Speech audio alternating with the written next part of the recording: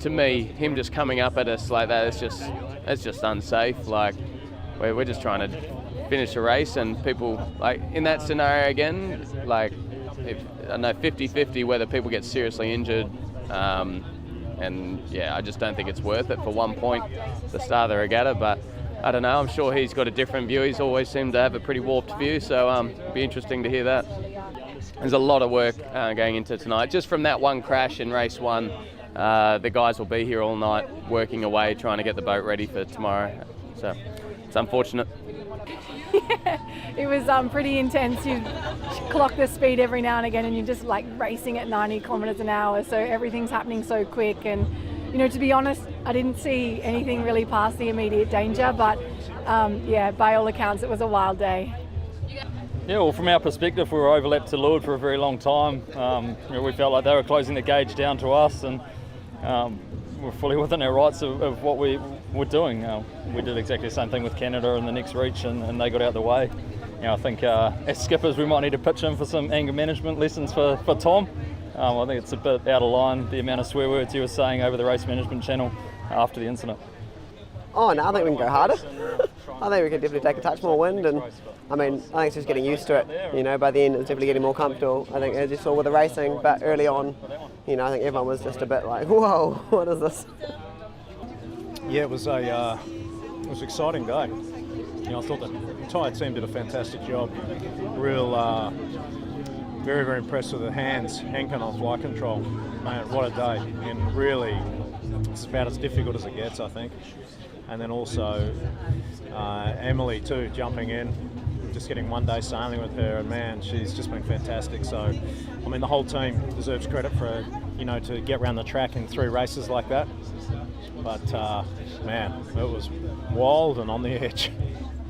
The most challenging part is that the rudders and the foils are cavitating, which means the water is boiling around the section under the water. And you get over 50 knots and you really do have a lack of control, and so you're right at the limit.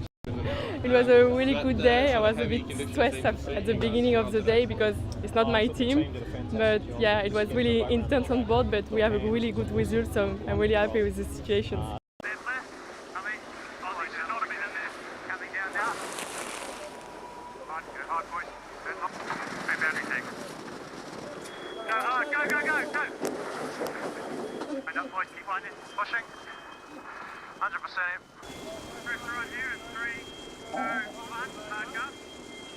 It was a real shame, actually. We've done some really nice work in that race and got to that last reach, and to put it in perspective, you're doing 50 knots on the last reach at an angle which is there's basically no out, so you're racing towards the sea wall and the shore and the people, and unfortunately one of our diff swap buttons got hit, so it's like losing 2,000 kgs on the side of your boat, and yeah, that tipped us over, and yeah, thankfully we managed to save it and get it down, but we lost 3 boats, which is a bit of a shame. Got no depth. Jump seat on.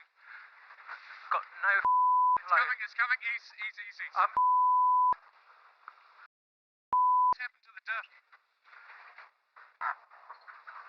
Get down now, H2, wait for it. It was definitely up there, one of the most full-on sailing days I've ever had.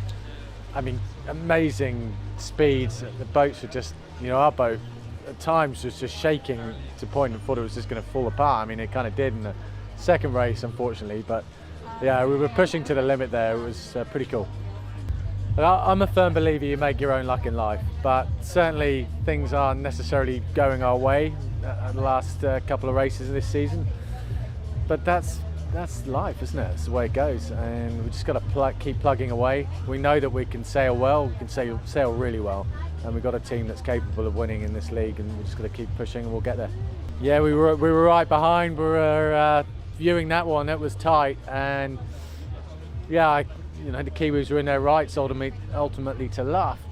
At some points the seamanship has to come into it. I would have said that was probably quite a grey area. Got much better ears.